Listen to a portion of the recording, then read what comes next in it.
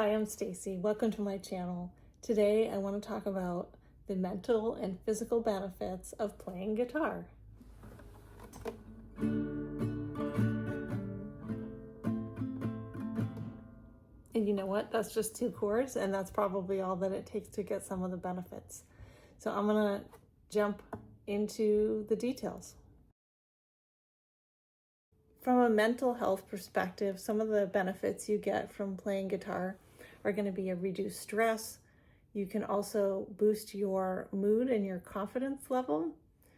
It also has an impact on the brain, so you can enhance your memory through this practice. You can also help to address emotional challenges that you have. It's very similar to meditation, the impact that it has on your brain. And then the last mental health item is being able to build that resilience and discipline just from the process of learning an instrument. So the next thing I wanted to talk about are the physical benefits. And it might surprise you, for those of you who sing, this won't be that big of a surprise, but if you sing while you're playing an instrument, you get increased lung capacity and circulation. So these are really positive. In addition to that, if you're not singing and you're just playing the instrument, you get improved motor skills and coordination, because it takes a lot to figure out which strings to push down and where and how to strum, and there's a lot going on. So all these things are going to help with your coordination. Other physical benefits are reduction in your blood pressure and your heart rate, so you feel more relaxed. And I sort of covered this on the mental health, but it's still a physical impact, which is the helping your brain stay active and adaptable. You'll get these neurons making connections. So this is really positive to maintain your both the physical and mental brain health.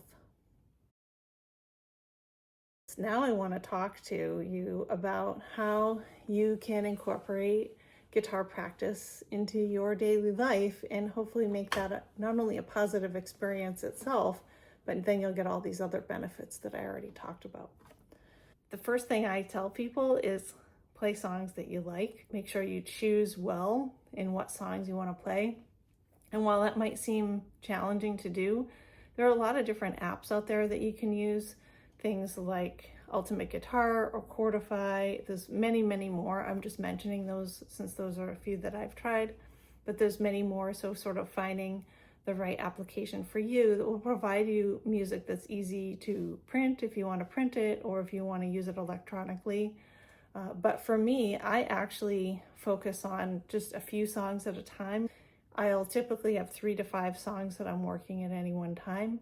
And then I take all of the songs that I have that I want to play the most, and I'll put them in a 3-ring binder. And while this is old school, it forces you to separate the electronic time from time that you just want to let your brain rest or do something different than worrying about being on a phone that's going to distract you from the whole purpose of getting the benefit out of playing the instrument. That's one of my tips, is to make sure that you print out songs that you want to play, and then it's easy to just open the book and play the ones that you want to play. I actually have 3 or 4 songs that are my original songs that I'm working on, and then I also have covers that I'm practicing. It's always, whether you're a songwriter or not, it is always helpful to learn from others by learning different people's songs or different artists' songs. So some of the covers that I have, I thought I would share them with you.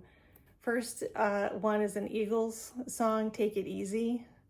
I also have Viva La Vida by Coldplay. The third one is The Night We Met by Lord Huron. Just really like how that particular song sounds. And the last one is Tambourine Man by Bob Dylan. And so those are the songs that I've been practicing pretty much every day. And it enables me to improve on those specific songs and also the order of the chords that they're played. And then that it helps you stretch a little bit on your learning by changing up the songs. And then it keeps it interesting, because after you get bored, after a while you will get bored with the songs that you've chosen. you need to mix it up and keep adding new ones in there so that you're pushing yourself a little bit harder. My suggestion is play for fun. Don't play that you have to have the song perfect. If you play that way, this won't be an enjoyable experience. So in a way, letting go the perfection and making it okay to just have fun with the music.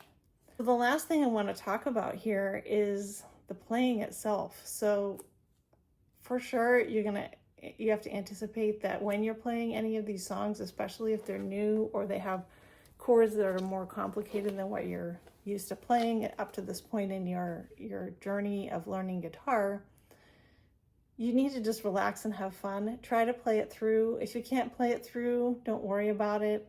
Try to play it a few times, or if you get to a section and you think, I really want to practice that section, do that. There's no right or wrong when you're practicing.